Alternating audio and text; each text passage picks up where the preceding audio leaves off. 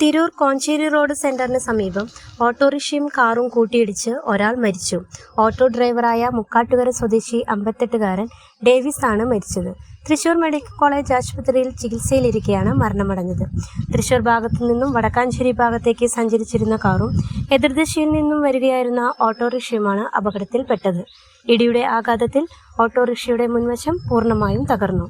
ഗുരുതരമായി പരിക്കേറ്റ ഡേവിസിനെ ഉടൻ ആശുപത്രിയിൽ പ്രവേശിപ്പിച്ചെങ്കിലും മരണപ്പെടുകയാണുണ്ടായത്.